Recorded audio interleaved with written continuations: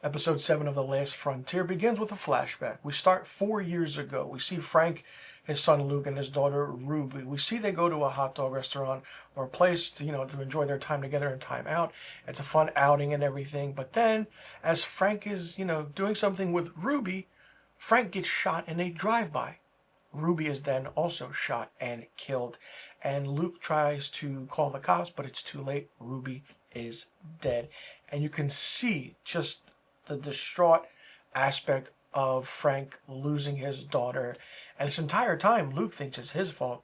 But then Frank has been carrying this burden for years, and we never knew what happened and what was going on until we do find out why. And we know and we find out that basically this was a hit on Frank. We learned that in the episode. It's like, what? It's his son and daughter weren't supposed to be there, and it's just a crazy thing. And it's just like Frank is the one who takes the blame for everything. And it's just like, wow. Like, I will say this, Jason Clarke as Frank Remnick is a really, really good, really, really well written. It's a fleshed out story. The man has a secret. We know what that secret is now, and it's really, really crazy. But let's get into the aspect of things, and it's the escaped inmates of the week. This time, they're still at large. It's Julian Steele and Marcus Ramsey. Each week has a villain of the week or escaped convict of the week, whatever you want to call it, inmate of the week.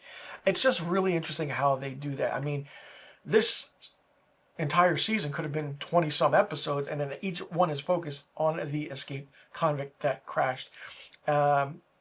Which is interesting because it's a good episode. Episode 6 was really slow going, but episode 7 is where the twists and turns start happening, and it's things I did not expect at all. We then learn that Thiago was actually Sydney's father's protege, and this Thiago guy is just like really interesting with everything going on. And now with the power back on everything, the radios have been kind of found a transmission signal, and we see that it's somewhere inside the command post, and it's like, wait a minute, what's going on? Why is it coming inside the command post?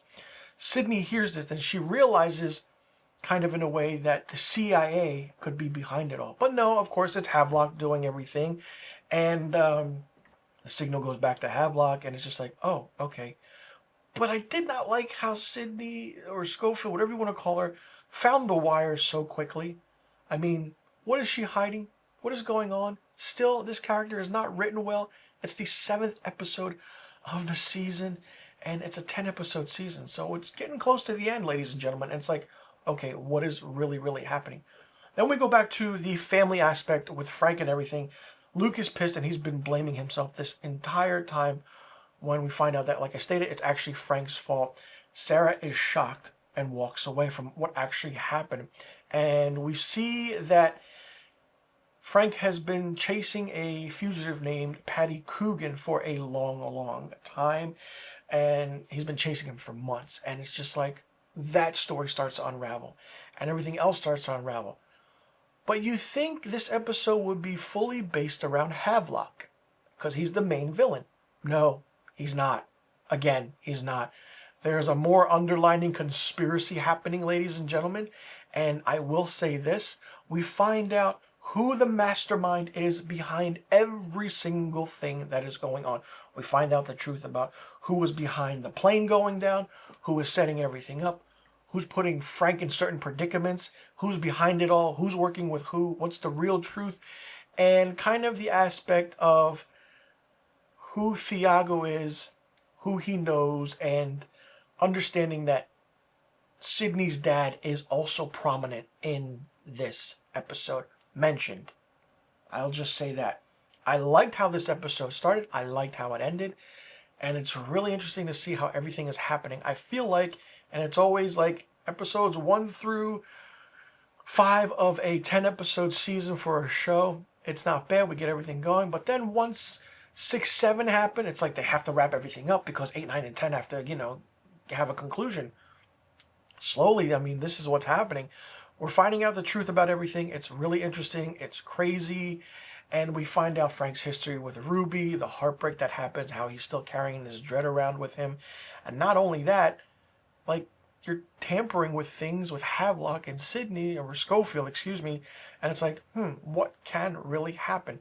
Knowing the truth about what happened with the plane, who took it down, and who's behind it all, and who can you trust? I mean, is the CIA behind it? It's very surprising, and I did not expect this character to be the one that did this, because the character has not been fleshed out at all in this entire season. I'm like, oh, but it's going to be interesting to see how they figure it all out, especially Frank, and I'm pretty sure he's going to have a lot to say about it.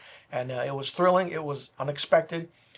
Let's hope it gets better from here. Let me know in the comment section what you thought about episode 7 of The Last Frontier. Did you like it? Did you not like it? What did you think of it? What did you think about the aspect of the flashback, the pacing?